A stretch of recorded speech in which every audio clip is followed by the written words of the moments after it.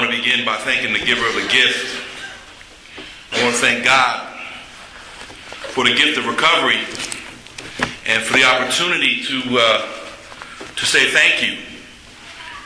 Thank you to Narcotics Anonymous. Thank you to my predecessors. Those people whose hard-won experience sometimes gets overlooked.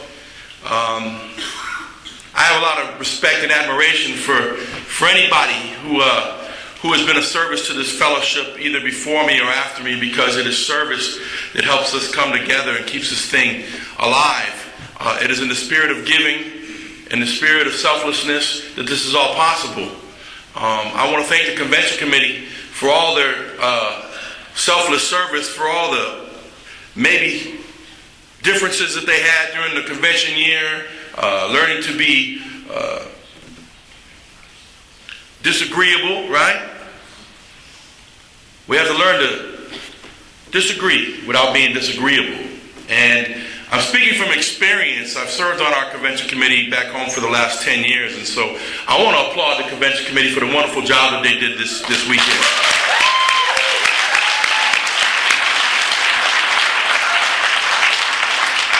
I want to thank my good friend Mark. He's been one of those genuine people that, you can tell is full of sincerity and has a lot of love for Narcotics Anonymous, and just an overall good person. And the people that I've met this weekend, and I want to thank Jim for calling me, and I want to thank Ralph for calling me. They stayed in touch with me and gave me the information, and they put up with my I forgot what time I'm leaving, can you please send all that stuff, my unmanageability they dealt with, and so I'm grateful for them and their patience and their tolerance with me.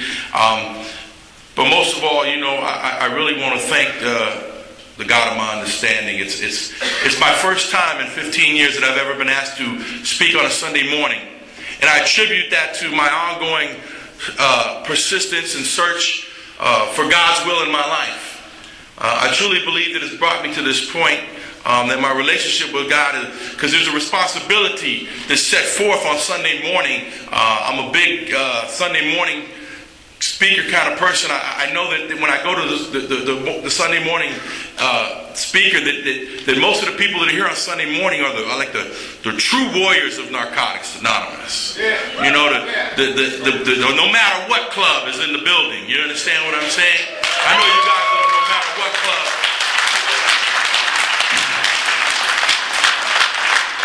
And I have to understand that I recognize that this is a celebration and not a graduation, and that we leave here. And what happens for me on Sunday mornings, I don't know about anybody else, but there's been such a wonderful weekend, and the expectations were high, and I've had so much love and hugs, and everybody's here. And then when it ends, I kind of go through this grieving process. I kind of come down. It's kind of like, I don't know how, it's something that comes over me, and I kind of get lonely real quick after the convention's over, and I'm in my room, and I'm packing, and I'm leaving, and I'm going away. And what I usually do to offset that is I put in a speaker CD from the convention, and I get that jolt again, and I go home, and the vibration that happens in the rooms after the convention is amazing, because everybody is on fire and their spirits are filled, and it's important that we keep regenerating that over and over and over and over again in our lives. I know that as a speaker, my job is to maybe plant the seed in somebody's heart that any addict can stop using, lose the desire to use, and find a new way to live. And it is your responsibility as trusted servants and as home group members and as sponsors to water the seed. It is my responsibility to plant it. It is your responsibility to water it. And that's what my predecessors have done for me. That is what my home group has done for me. That is what my sponsor has done for me. This morning I got up, and the first phone call I made, I called a dear friend of mine in New York. His name is Raymond R., who I love dearly, who has made an impact on my life. And I believe he's one of the significant reasons people that's been in my life, that relationship of why I'm up here on a Sunday morning, because I have such an admiration and a love for the relationship that he has with God. And I want what he has. And so I called him this morning, and we sat in prayer, and he prayed for me over the phone. And he has a sacred romance with God. And it's undeniable. And I can't deny it. So I sat in prayer with him this morning, and then after that I called my sponsor. I spoke to my sponsor for a few minutes, and he informed me that one of my sponsee brothers had passed away. He had been struggling back and forth with active addiction, really not forthcoming with what was going on in his life, and finally God brought him home. And then I called my mother, and I told her I loved her. I told her I'll be home this evening. And my mom, being mom, said, I'll see you tomorrow. We got some things to go over, some stuff to do. Mom, I'm her only son. And my mother's 75 years old, and I'm her only son. And so it's me and mom, and I'm kind of a mama's boy. I'm proud to say I'm a mama's boy. My father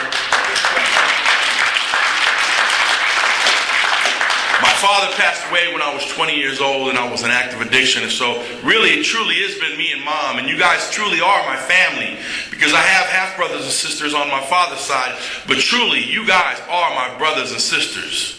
Because I spend so much time, all of my holidays and all my special times in life for the last 15 years have been spent with you.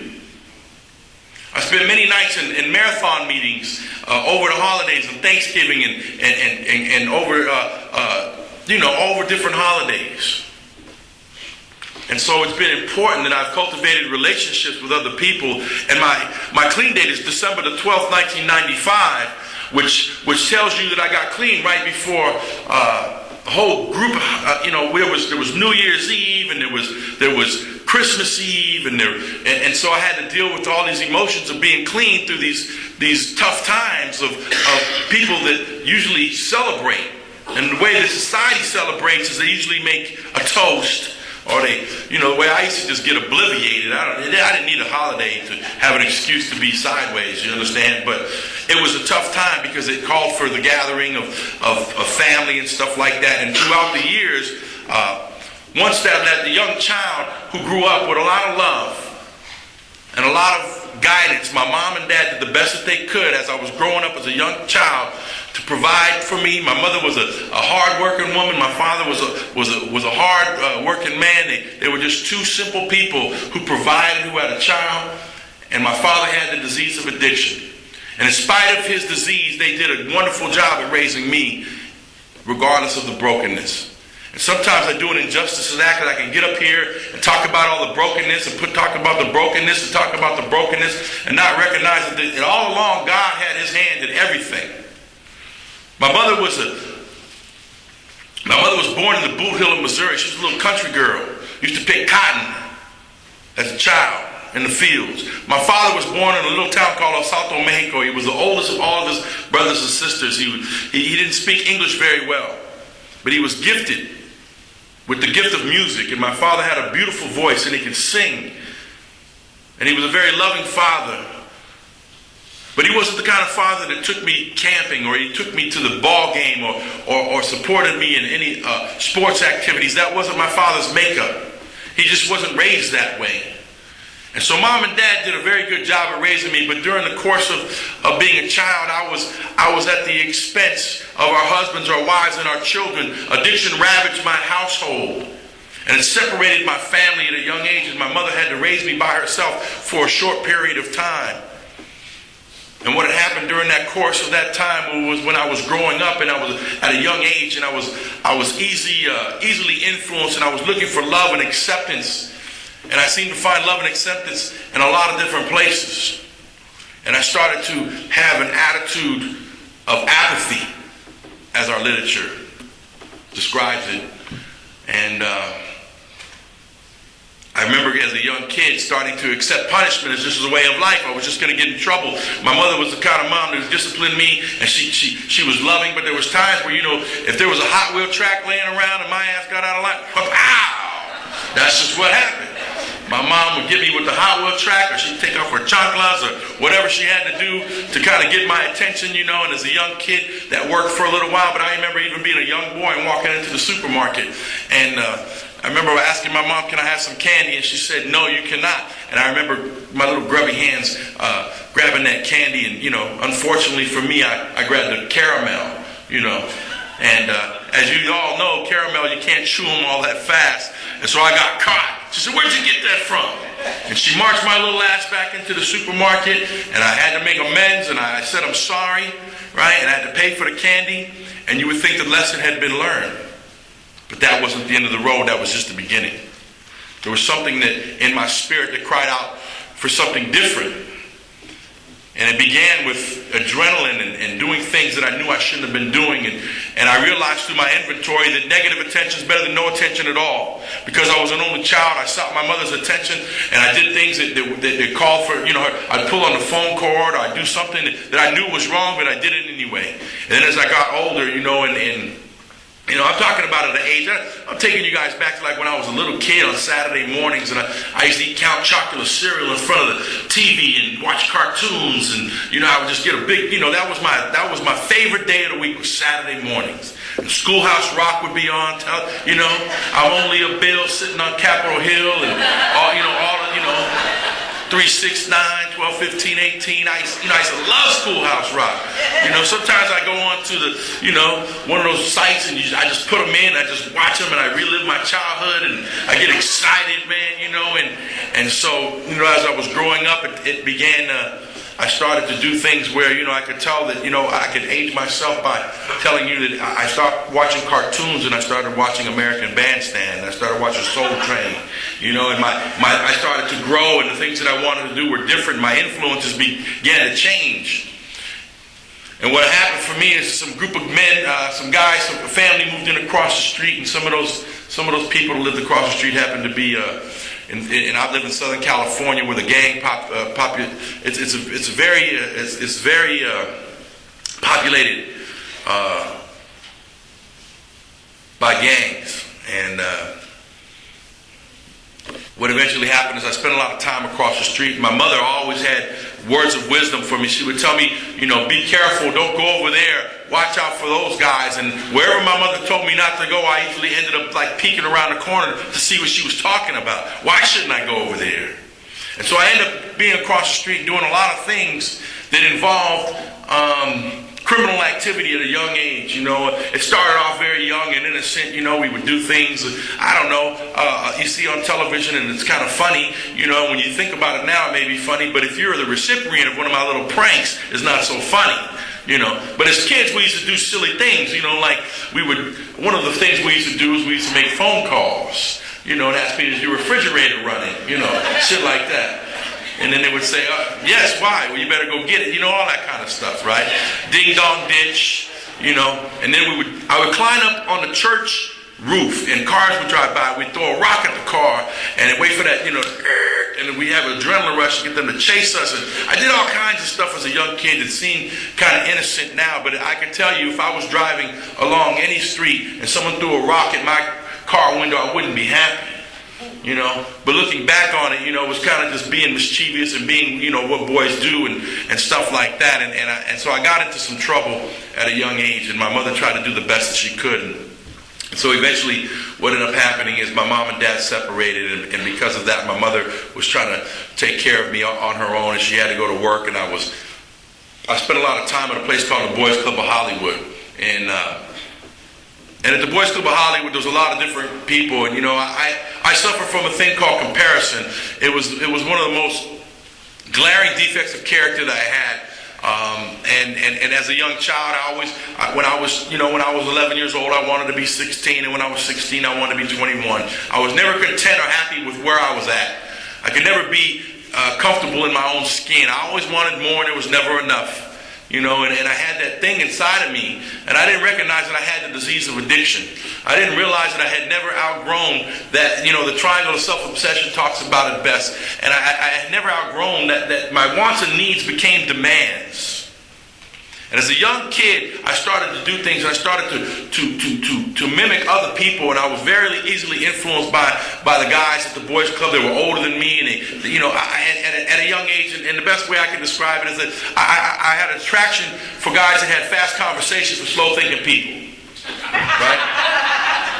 I was attracted to the hustlers and the guys that were good at sports and the guys that were slick and they were smooth, and they walked with that little thing, they had that kink, or whatever you want to call it. And at the age of 12 years old, I picked up for the first time. You know, and I want to paint the picture for you. I'm a young kid being raised by his mother. I'm going through puberty. I'm being influenced by things outside of myself. I have a hunger for something different. I just thought I had found it in drugs. And so what eventually happened is somebody handed me a bottle of Southern Comfort, and I used for the first time. And I understand that alcohol is a drug, period. And wet or dry, it'll still get you high. And so that was my first introduction to drugs. I was 12 years old. Suddenly handed me a bottle of Southern Comfort. Southern Comfort turned into Boone's Farm Wine. Boone's Farm Wine turned into Cisco, and that went on and on and on and on. And we are not a substance-driven program. Thank God for Narcotics Anonymous and our predecessors, and for the vision that Jimmy Kinnon had. To recognize that today that I recover in a fellowship that is a program of inclusion and not exclusion. That I go to meetings with young people, man, that come into this fellowship that never even use the drug alcohol. That they came in here using stuff like Special K and Ice and GHB and Oxycontin. And there's all these different type of drugs that are ravaging their lives and separating them from their families. And they come in here and they recover in an environment that is inclusive, not exclusive. And I'm grateful for our language, and it's important. And it's important that I had an understanding of that. And I'm grateful for my sponsor that explains that. And I'm grateful for the H&I do's and don'ts that tells us to explain our language. We are worthy of our own language. And so at 12 years old, I picked up and I used for the first time. And it seemed kind of innocent at first, because I recognized through my inventory that I started to use drugs to deal and cope with all of my insecurities and my fears at a young age. The first time I ever kissed a girl, the first time I ever slow danced, all of the first, I was always usually leaning on some substance in order to deal with my emotions. I never felt the impact of a heartbreak, puppy love. I never felt that. I never felt the impact of disappointment or betrayal. Not its full impact, because I always leaned on something. I never went to God. I always leaned on something. I never went to God. And I remember as a young child, my mother would open the curtains in the morning. We would be in the living room, and she would open the curtains, and she would say, "Good morning, God." And so God's expression to me was nature. You know, some people say, you know, the great outdoors, good orderly direction. But that was my first experience with God. There was this bird bath on the front yard. And I would see the birds splashing in the water, and I would see the sunshine, I would see the leaves and the greenery and the wind blowing, and that was an expression of God for me as a young child. And so I went on through life dealing with this brokenness, and I didn't know I had a disease called addiction. And my influences were people that had fast conversations for slow-thinking people, and they introduced me to a lot of different things. And in relationships, I never learned to really understand how to communicate or express myself, although my mom and dad eventually mended their relationship, and my mother took care of my father to his dying day. There was still a brokenness in my family that I had seen. Many nights my mother would take me to a neighbor's house, to a safe haven, because there would be crashing and banging. And my father came home and he was under the influence. Then, you know, usually there was going to be an argument, and my mother wanted to protect me. And if my father started raising his voice or threw something across the room, my mother usually did the right thing and took me to a place where we were safe. And she would pacify the brokenness with things. With things. She would buy me ice cream, or she would buy me a model toy. And as a young child, I didn't recognize that she was just masking the brokenness. And so we replaced the brokenness with things and not God. And so it's no wonder as growing up that I started to look for things outside of myself in order to repair the insecurity and the fear and all the things, the apprehension that kept me from growing as a young boy into a young man. I didn't have a father that really had a good influence on my life, and so I learned from the guys in the neighborhood of what was right, what was wrong, and I was misinformed by a lot of misinformed people. But there was a lot of informed people in my life, like my mother. I just wasn't able to pay attention. For whatever reason, there's a distorted sense of security and familiar pain our literature talks about. And I was driven to the pain and the anguish. There was something exciting about the brokenness of other people and the lifestyle of an addict. They told me when I got here that if the drugs don't get you, the lifestyle will. If the drugs don't get you, the lifestyle will. And it was a lifestyle that I embarked on as a young kid, and I started to do things that I knew I shouldn't be doing. In order to cope with those emotions and those feelings that God had placed in my spirit, guilt and shame, I used drugs in order to cope. And I was in this vicious cycle of using people and using things, and I did things that I was not very proud of. And I learned about credit card fraud, and I learned about insurance fraud. I learned about funny money, and I learned about hitting a lick, and I did all these things that I didn't need to do, but I did them anyway. And so what eventually happened for me is that the part of active addiction, because our literature says that active addiction involves more than just the use of drugs. So my recovery must involve more than simple abstinence. And I'm grateful that I have a Narcotics Anonymous clean date, the one that's in the basic text. Total abstinence. That is what they told me 15 years ago. This is a program of total abstinence. We don't use anything. Nothing. And I have a clean date that expresses that. It is my lotto date. It is the date that God has chosen for me. I came in the first time. And I'm grateful. That doesn't say anything about anybody else. It says everything about the program of Narcotics Anonymous, because I didn't do it on my own. I understand that I opened up with gratitude, because gratitude without expression is like wrapping a gift and not giving it. For me to come up here and say that I'm grateful and not express that would just be a crime. But gratitude is best expressed in service, in love, and giving back, and sponsorship, and being a sponsee, and all those things. But getting to that point, man, I went through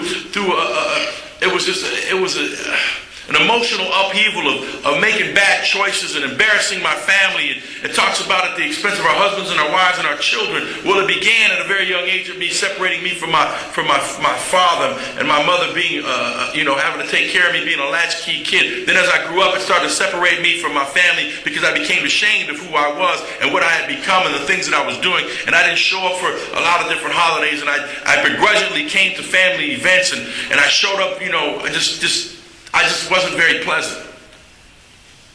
I wasn't a very pleasant person. I wasn't happy on the inside. I was broken. And I remember using drugs. It got to a point where I started using drugs against my will. And I can tell you, and I want to get in and out of it, because you know what, I understand a lot of times it's important to share with you who I am, and to share my experience, strength, and hope, But a lot of times we waste a lot of time talking about how powerful the disease of addiction is, and not enough time on how powerful the relationship with God can be, or the 12 steps can be. But the obsession and the compulsion and the complete and total self-centeredness ravaged my life. And I remember being obsessed and thinking about a particular drug, and it had the ability to change the way that I feel physically. Because I would obsess on something, and I remember being, young kid, and I would always have a middleman. And when I was younger, and I told this guy, can you go get me this? And boom, and I gave him the money. He would go around the corner, and I'd be sitting there in the car waiting, because the dope man didn't want nobody to bring traffic to his house. So you had to sit and you had to wait. And as soon as I saw him come back around the corner and he came into my view, all of a sudden my palms got sweaty, and all of a sudden my stomach started to gurgle, and I had to have a bowel movement. And I'm talking about something that's so powerful that I didn't even use yet. And it's changed the way that I felt physically. Then as soon as I got that particular drug in my hand and I used, I thought I was just going to use for a particular time or just for a particular amount. I was under a power much greater than myself called addiction. And the compulsion began. And I went all night long, and the self-centeredness of it all is I thought I could stop whenever I wanted. And I thought that I wasn't hurting anybody but myself, and I didn't recognize that I was embarrassing my mother, and I was putting shame in between me and my relationship with God. I didn't understand that I was getting isolated more and more and more. And I got to a place, man, I got to tell you, right before I got clean, that, I was 155 pounds, and I was coughing up that green and yellow liver bile. And I had blood coming out of every orifice of my body, and I had diarrhea, and I had the shakes real bad, and I had suicidal thoughts, and I had insomnia. I had anxiety attacks and panic attacks. It was an overwhelming sense of doom, and I had nowhere else to go. God got my attention to the point where I cried out to him from a place that I had never cried out to him before. The best way that I could describe how I felt, a man named Sam Cooke said it best. It was too hard living, but I was afraid to die. A change is going to come.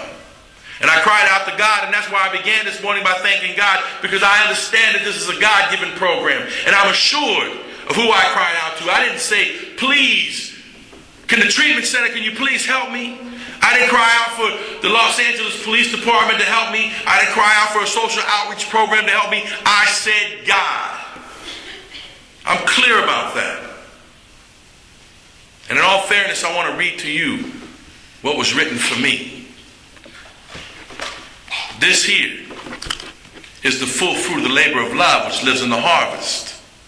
And it always comes in its right season. This is a labor of love that was given to me. This is my divine inheritance. It's the 12 steps and the 12 traditions of Narcotics Anonymous. And I accept it humbly and gratefully. And I appreciate what my predecessors have done for me. And it talks about in our second step in the step working guide, and this was very important for me because it was one of the attractions of Narcotics Anonymous to me. And it was something that was written. It says there is nothing, absolutely nothing in the NA program that requires a member to be religious. The idea that anyone may join us regardless of religion or lack of religion is fiercely defended by our fellowship. Our members strive to be inclusive in this regard and do not tolerate anything that compromises the unconditional right of all addicts to develop their own individual understanding of a power greater than themselves. This is a spiritual, not religious program. And so I don't have the right to come up here and shove God down your throat by any particular means or someplace that I go to worship. It's not that I'm not grateful for those things, and it's not that our literature doesn't ask us to pursue those things. But Narcotics Anonymous, I have to ask myself certain things. Is what I'm going to share going to unify us or divide us? And we are a worldwide fellowship. And that's why we do not pray out in the Lord's Prayer. I don't think the Lord's Prayer would go over too well in Iran or Thailand or many of the places that our members have gone out to carry the message. And so we need to be a program of inclusion and not exclusion. And so I'm grateful for the neutrality and for the freedom that I've been given here. But it is important to be honest about my belief. And so I went on and I begged God for help, and God said, Narcotics Anonymous. And at 7 days clean, I had a seizure from the DTs. And that's why I said that alcohol is a drug, because I had my own experience. No one had to tell me that alcohol was a drug. It almost killed me. And I got here broken, and I got here desperate, and I got here dying. Gift of desperation, G-O-D. And I raised my hand. I called my friend Josh, and I said, listen, man, I'm scared. I don't want to die like this. Can you please help me? And he had 7 years clean in the program of Narcotics Anonymous. And he walked me into a little meeting on the corner of Fountain Fairfax in the greater Hollywood area of Narcotics Anonymous. I'm a proud member of the Monday Night Madness home group in the greater Hollywood area in the Southern California region. My home group saved my life on a continuous basis. We meet every Monday night. It's one of the most exciting things that I do every week is I go to my home group at 7:45 p.m. I get there early, right? My home group is comprised of 25 voting home group members. There's 150 people every Monday night. We have noisemakers. We have a bubble machine. We have a horn. We do a hug line. We do all kinds of crazy stuff under the umbrella of group autonomy, right?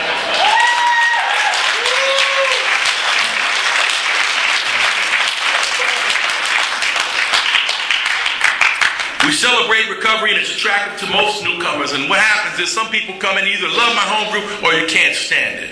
And that's why in our region, there are many different choices. There's another meeting that I have a lot of respect and admiration for. My good friend Tony D is a home group member there. He's been clean for 35 plus years. It's called the Topanga Tranquil meeting, and they meet on Monday nights.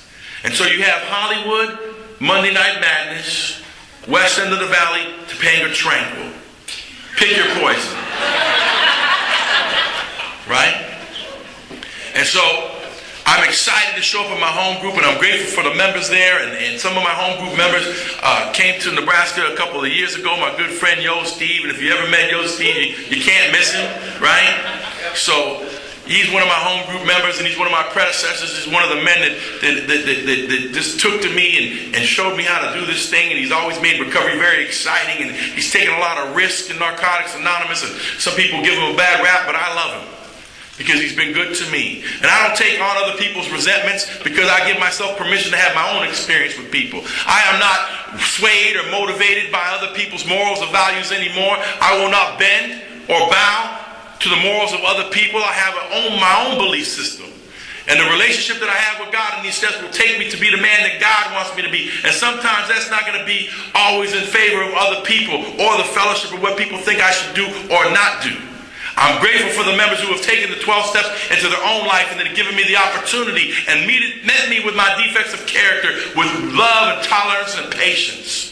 Thank God for the members that are working a program of Narcotics Anonymous that don't judge or moralize, but sit back and offer empathy and understanding. And I understand that we are diverse within our fellowship, and I'm not talking about race. I'm talking about we all suffer a degree of sickness and rate of recovery. Thank God we're not all sick on the same day.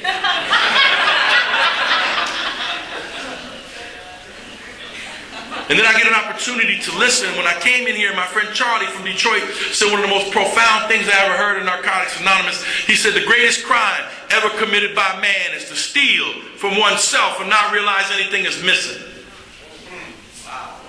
To be offered the 12 steps and to not take advantage of this gift that God has given me. To not pay attention when I come into meetings. To take it for granted that tomorrow is offered. To not stay in the moment. The moment is a gift, man. That's why we call it the present. And it's very hard for me sometimes to stay in the moment.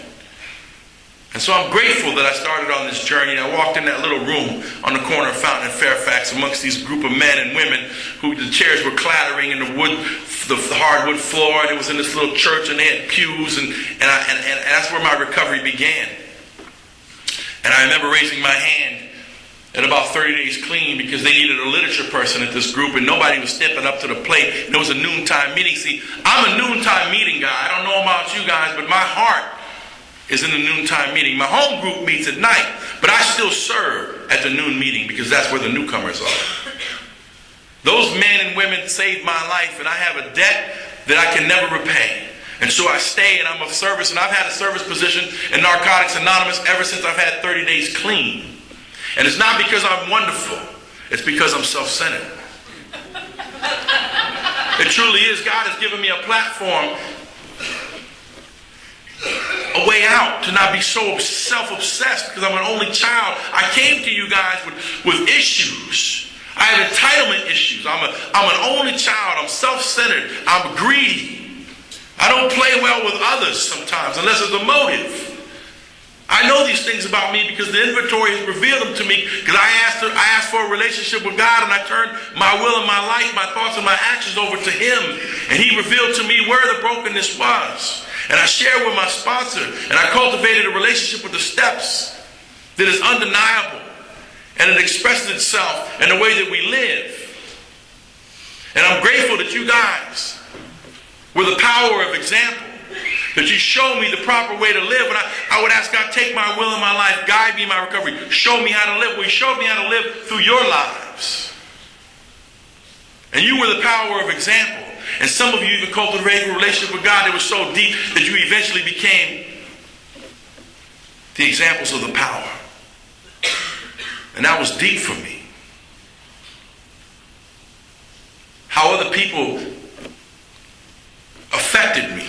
How they lived their lives, what they said, how they treated their children. And the journey of recovery has been a wonderful journey. It has been anything less than exciting. Like, living and enjoying life. When I got here, I went through all those first clean. I remember going to my first Narcotics Anonymous dance clean. I was uncomfortable. I I felt like that little kid in junior high school that had that jukebox playing, Knights in White Satin. And you had to ask, I heard somebody, I think it was Gary, that was mentioning about asking the girl to dance and became his wife. Well, that wasn't my story. The first young lady I asked to dance in Narcotics Anonymous said no too. And I took that long walk of shame across the room, and it brought back feelings of when that little girl in junior high school told me no. And I turned back around to watch her on the dance floor with somebody else. And I never forget that feeling that we have. We carry that with us a long time. And I recognize where the control came from. Because I wasn't raised that way, but in every relationship that I entered into, I became this very insecure, controlling young man. I even became physical in some of the relationships that I'm not proud of being that kind of a man, or less of a man. But that's exactly what the disease had done to me. I didn't understand about being powerlessness. I had no idea about any of those things. I didn't learn that at home. Although my father was violent to a certain degree, I never saw him put his hands on my mother. He would raise his voice, he would throw things, and my mother would take me to some place that was safe. But I learned that from the guys in the neighborhood. It just seemed to be the common theme. And so I came to you guys with a lot of issues, and I was broken. And I asked this man to sponsor me. I remember the first man I asked to sponsor me, he said no, and they told me to be vigilant about my recovery, man, to safeguard this thing. I needed somebody to guide me, and you know what? If you didn't have a sponsor, you had a fool for a sponsor. And so I asked this man to sponsor me. He said, I want you to call me every day for 30 days, and if you can do that, at the end of 30 days, you have yourself a sponsor. And he made requirements of me. He made me go to every meeting, get phone numbers from people that had clean time. And he told me you needed to get a service position. And I want you to make sure that you have the basic text and it works how and why. And I want you to read the just for the day every day. And he would share things with me that weren't so pleasant. He wasn't so concerned about my feelings as he was about my well-being. He told me things like, God gave you 2 ears and 1 mouth. He probably wants you to listen twice as much as you talk.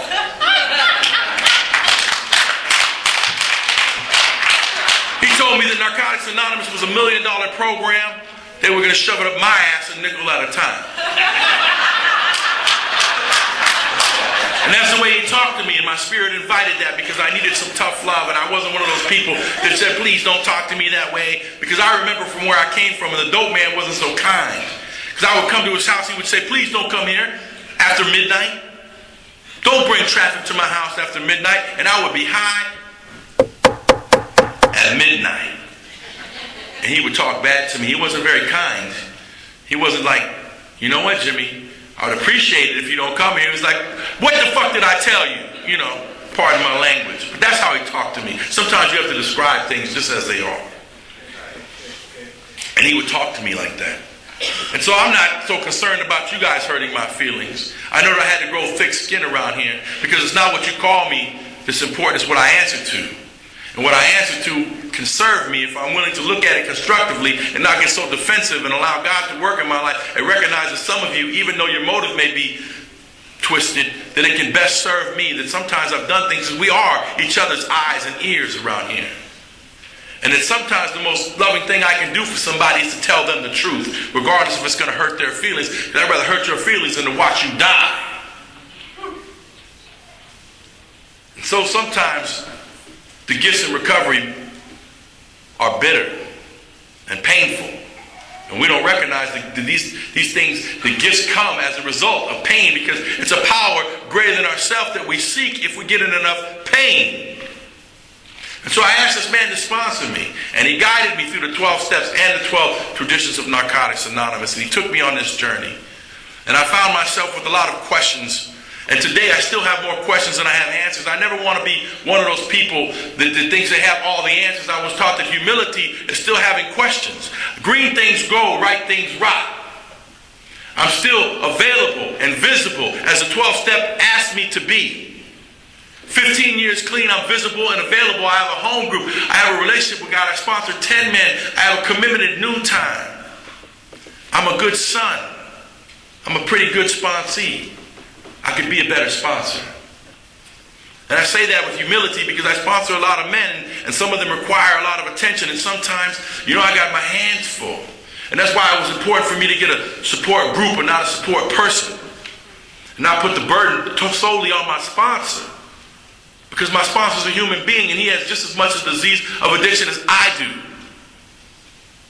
And I love my sponsor. I got a 2-for-1. My sponsor, I've had 2 sponsors in the 15 years that I've been clean. But I have a sponsor now. He's been married to the same woman for the last 25 years.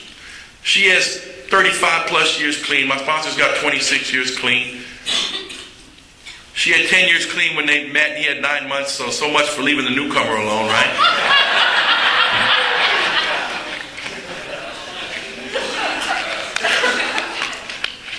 And they've been together, and he has something that I want. And I'm grateful for my sponsor. I'm grateful for the love. I'm grateful for the people in Narcotics Anonymous that have tolerated me throughout the years. And I'm one of those people that's been involved in service. And I'm very opinionated. I'm very passionate. And sometimes I can be self-righteous. And sometimes I can be very arrogant. And sometimes I have to come back and make amends. But I know one thing's for sure, that I love this fellowship. And that I am in debt. And I owe amends to many people. I owe amends to my mother because it was my mother's heart that I broke most of all. And I stole things from my mother that you cannot replace. I took things from her like serenity and pride. That's why I called her this morning. I called the 3 most important people in my life. I called my friend Raymond, I called my sponsor, and I called my mother.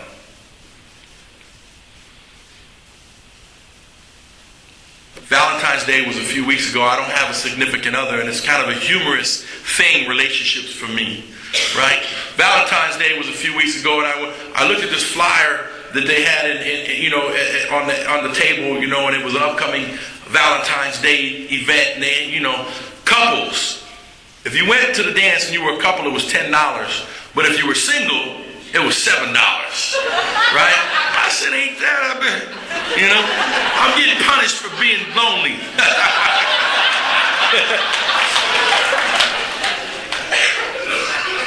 But I'm grateful because every relationship that I've entered into, whether it's been somebody in the fellowship or not, most of them have been women in the fellowship because this is where my heart is. This is where I socialize.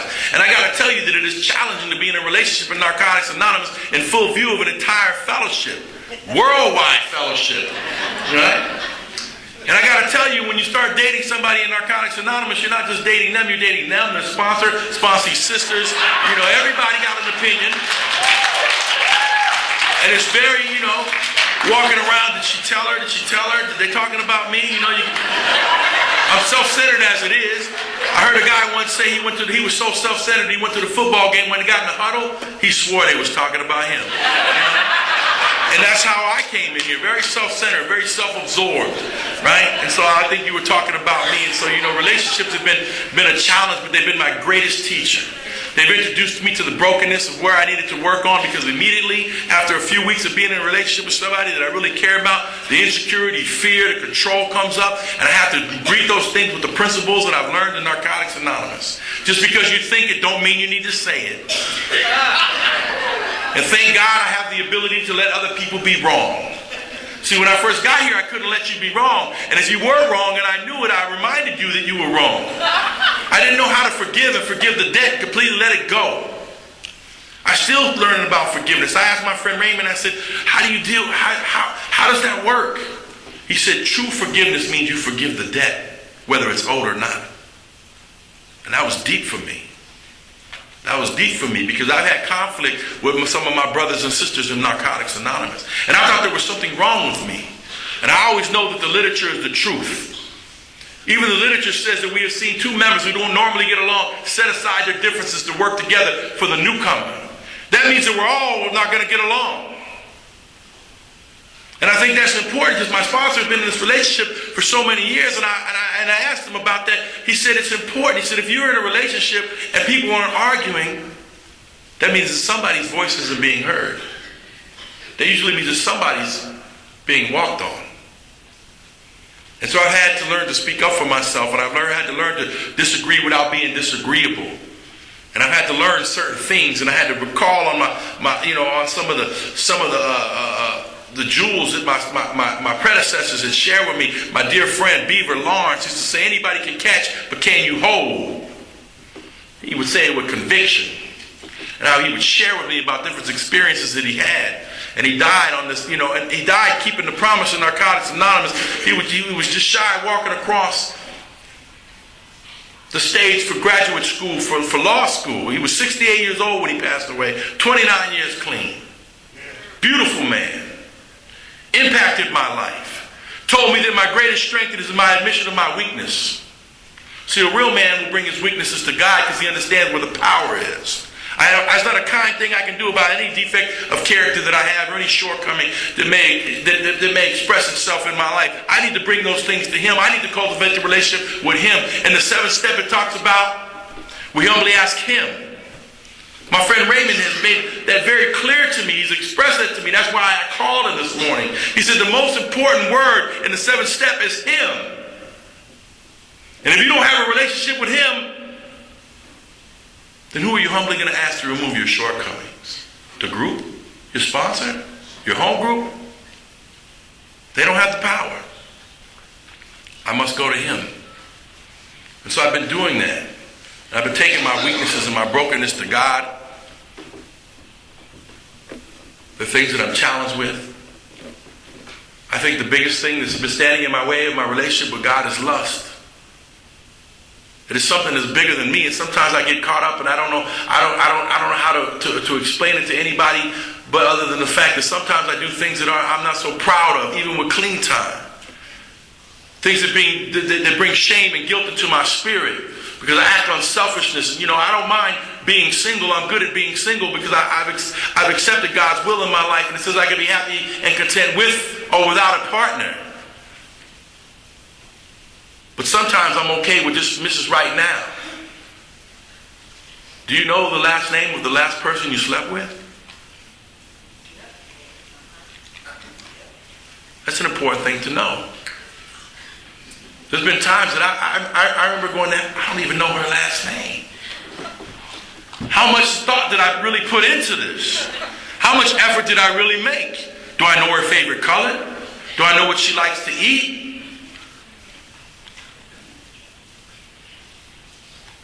Just for today talked about rationalization. I can fall back on the principle of there's no robbery and a fair exchange. But then again, do I want more for myself? Raymond says I should look for a woman who loves God more than she's going to love me. And if you can find a woman that loves God more than she's going to love you, you're not going to have to worry about insecurity or fear or her cheating on you. Because if she has a relationship with God, she will be a woman of integrity. And I'm still learning. I'm still young at this in my mindset. And that's why I came here this morning for a quest to cultivate my relationship with my higher power and to ask God for help, because it's a weakness of mine that I understand. And there has to be an acknowledgement before there can be help. And I have to admit that there's a problem before there can be help. And then I need to allow other people to help me, and I need to lean on the experience of the fellowship and ask other people, please, can you express to me what was your experience? Not from a place of judgment or don't moralize with me, but tell me what your experience was. And so I have a deep place in my heart, a deep compassion, a deep place of empathy for anybody that's ever been in a relationship that has been just totally, completely unmanageable. Because I've been through several of those clean. With the inability to let go, they said, man, if you don't let go, you're going to get dragged. And I have to look for God in my life. In situations, someone said, if you want to find God, look in front of you and thank God. Look behind you. Look in front of you and trust God. Look behind you and thank God. Look around you and serve God. Look inside you and you will find God. And I had to cultivate that. If I'm moving forward, I need to trust God's will in my life. If I look behind me, I need to thank him for all the times that he's taken me through. If I look around me, my best position, the highest aspiration of the human heart is to be of service to others. And if I look inside me, if I take the steps that go inward, I will find God. I just had to sort through the confusion and the contradiction in my life. I had to make amends. I had to pray. I'm here as a result of prayer. This morning I got on my hands and knees in the shower and I asked God for willingness. I asked him for courage. I asked him for wisdom. I asked him for knowledge, and I asked him for power. The power to carry his will out. What is God's will? They express it in the 11th step. It works how? Why? To be happy with or without. Content, money, no money. Joy and beauty in my surroundings. Step working guide talks about God's will and what God's will is not. It says this: it takes a large amount of open-mindedness to begin to understand God's will for us. Many of us find it easier to identify what is not God's will for us rather than what is. This is absolutely fine. In fact, this is a great starting point that can lead us to a more specific knowledge of God's will for us. It says, first of all, and obviously, it is not God's will for us to relapse.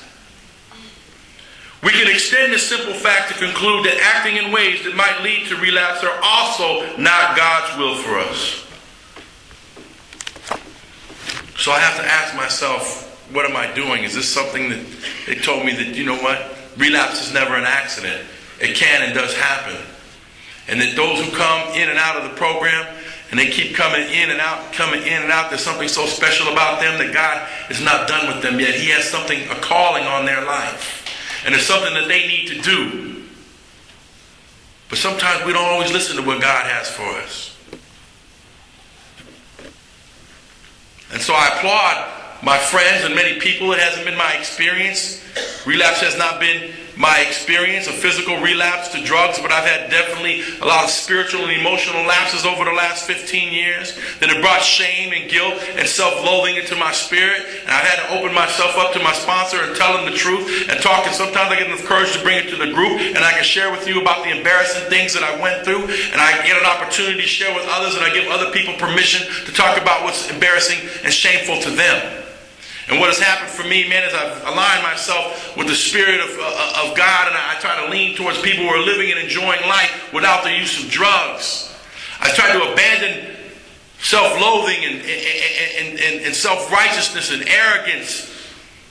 And I've traded those things in for prosperity and abundance and love. And I've tried to step into my greatness and allow other people to shine by doing what is right. And our literature says that we emphasize our assets. We don't have to be embarrassed about the fine things in life that we come to partake in. As a matter of fact, we need to give people permission to do the same thing. Thank God for you people that came and shared your successes with me. Thank God that you came in here and you had enough humility. I'm telling you, humility. Humility is being right-sized. That means you don't play yourself. You don't downplay your assets. Matter of fact, you let them shine. Share with me your successes. Tell me about going back to school. Share with me about getting your first apartment. Talk about getting your driver's license. Talk about getting your children back. I met a young lady. I spoke in Columbus, Ohio a number of years ago, and I met a beautiful young lady named Stephanie. Stephanie and I began a relationship, and she was she lived in Virginia, and I lived in Los Angeles, and so I traveled back and forth. And she came to visit me one time, and then we got in the car, and I took her to Las Vegas, and we drove to Baltimore, and we drove to New York, and she had a beautiful young son named Caden. He was 3 years old, and he had bright blue eyes and dark hair, and his father was in the military, and so he was a mama's boy just like me. And Stephanie and I were in this long-term this long-distance relationship, and eventually what happened is the relationship ended, and there wasn't anything. It was overwhelming. There was no yelling or no arguing. It just didn't work out. There just didn't seem to be enough time or enough passion between the two of us. And people have a right to change their mind. And I remember Stephanie called me a few years ago, right before Valentine's Day. And she had told me that she had relapsed, and she was scared, and she had to go to work the next day, and she didn't know what to do. And I remember hearing her voice, and I talked to her for about an hour, and I told her, you need to get to a meeting, and you need to forget about what people are going to say about you or what you think they're going to say about you. Just go and take that white chip, that you can start over. And I hung the phone up, and that was the last time I ever heard from Stephanie. It was not shortly after that I received a phone call that she had overdosed from a heroin overdose. She had sent her son off to be with his father after he came back from a tour of duty in Iraq. And she sent him away for 2 weeks, and he left on a Friday, and Monday morning they found her dead all alone in her house. And I say that to say this, that a mother's love for her child is powerful, but the disease of addiction is just that much more powerful. And it's not that people don't love their children. I just recognize how powerful the disease is. And I also have to find something that is much greater than that, because the disease of addiction is powerful, but so is recovery. And recovery in my relationship with God is more powerful than gossip. It's more powerful than the people trying to moralize and judge with each other. It's more powerful than anything that I can particularly try to do to myself. If I take it to God, He will make it right. I get an opportunity to stay clean. If I stay clean, then I'm winning. If I use, I lose. For us to use is to die in more ways than one. And I recognize when I first came in, I'll tell a couple little things and we'll get out of here. I remember I came to my first meeting and it was like I felt very small and very insignificant as a newcomer, because it was such a big fellowship and it was all these people, and I got clean in a big city, and I got clean in the birthplace of Narcotics Anonymous, and I felt very insignificant. I was frightened, I was broken, and I was all alone. And it's like a raindrop seems very small and insignificant, one little drop of rain. But when that raindrop falls into the ocean, it becomes part of something much greater than itself. Just like when the addict comes into a meeting and raises his hand and makes an admission, because you have to make an admission, because membership is not automatic when a person walks in the door. And so when I made that admission and I raised my hand, I became part of something much greater than myself. And 2 weeks ago, I was in South Carolina, and I've told this story before, and I'll tell it again. I was in South Carolina, and we were standing on the ocean out there at Hilton Head, and I was with a bunch of young people in recovery, and we're walking around, and there was these starfish on the ocean. They were on the sand, right? And I said, wow, I remember telling this story a number of years ago. And there was a story about this man who went on vacation, and he came along the beach, and every morning he would get up and he would jog along the beach, and he would look down the beach, and there'd be this other young man way down the way. And every morning the tide would pull back, and there'd be thousands and thousands and thousands of starfish laid along the beach. And every morning this guy would observe this other man grabbing these starfish and throwing them into the ocean. And there was hundreds of thousands of them. And every morning he would do the same thing, and every day he was compelled to do the same thing.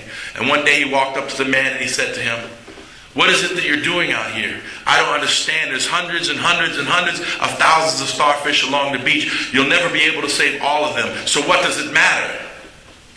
And the guy reached down and pulled up a starfish, and he says, to this starfish it matters, and he threw him into the ocean. And I think that's what we do here in Narcotics Anonymous, is that we carry the message. And we're not responsible for who it lands upon.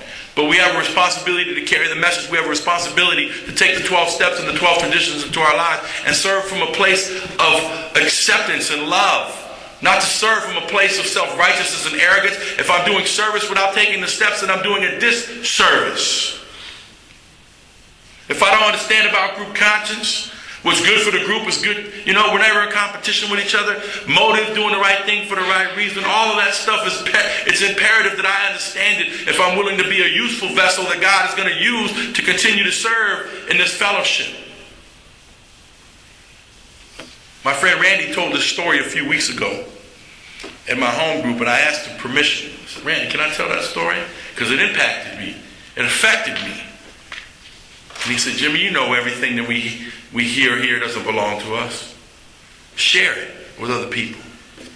And he told the story about this guy, right? He said, Jimmy, put your own little twist on it, so I'm going to put my little twist on it. He told the story about this guy who used to build tunnels. And he was a tunnel digger. And he was out there, digging into the side of the mountain. He was digging and he was digging and he was digging and he was wishing that he wasn't a tunnel digger. And the king came down and he was looking, and he was checking out the work that was being done. And he said, God, I wish I was the king. And poof, he became the king. And he sat there with his robe and this big robe and all the gear, and it was a hot sunny day, and then he stood there as the king, and he said it feels good to be the king, and all of a sudden he felt the heat, and he felt the heat on his neck, and he said it sure is hot. And he says, you know what? I don't want to be the king. The sun is powerful. I want to be like the sun. The sun is more powerful than the king. And he said, God, I want to be the sun. And poof, he became the sun. And he began to shine his light and his rays, and he began to nourish, and he began to breathe life. And he said, wow, this feels good to be the sun. And then one day a cloud came and blocked the sunlight. He said, wow, God, the cloud is more powerful than the sun. I don't want to be the sun, I want to be the cloud. And poof, he became the cloud. And the cloud began to rumble, and it began to shower storms, and it began to water the earth. And he said, it feels good to be the cloud. And then one day the wind came along and started to blow the cloud away. And he said, God, I don't want to be the cloud anymore. I want to be the wind. And poof, God made him the wind, and he became the wind, and he started swirling around, and he started breathing life into people, and he started going through the town, and he came, and he was just rolling around, and boom, he came up against the mountain. And he couldn't go anywhere. And he said, God, the mountain is more powerful than the wind. I want to be the mountain. Poof, he became the mountain. And he stood there in all his majesty, the mountain, steadfast, sturdy, strong, powerful. And along came a tunnel digger.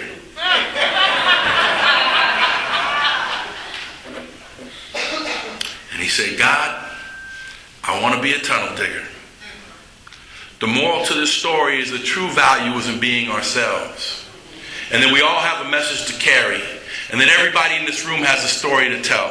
And it is your story that is your gift to us, and it is your gift to God. And it is your responsibility to carry the message to the addict who still suffers. And that addict may be the person next to you. It may be the person that still has to come. And the little meeting in our secretary on Wednesdays, we have put a chair in the middle of the room, and it's significant because that chair represents the addict who has yet to come, keeping our primary purpose and focus, and also remembering those addicts who have come and gone, who have touched our lives, the men and women, the shoulders who I stand upon. My friend Carmelita, my friend Beaver, my friend John.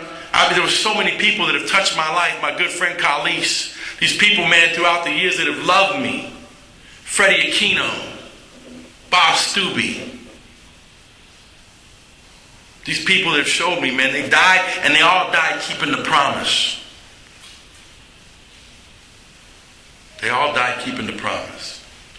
Freedom is what we're trying to attain. Close encounters of the clean kind. Boy, I text my friends, they got a kick out of that, boy. You guys need the theme music. Dun, dun, dun, dun, dun. That would be hot. Come on, man. Step it up, guys. Let's do it. I hope that I shared something this morning that touched somebody's spirit. I want to just say this: if you're in this room and you're thinking about using, I'd rather you be in this room thinking about using rather than to be out there using, wishing you were here with us. Thank you.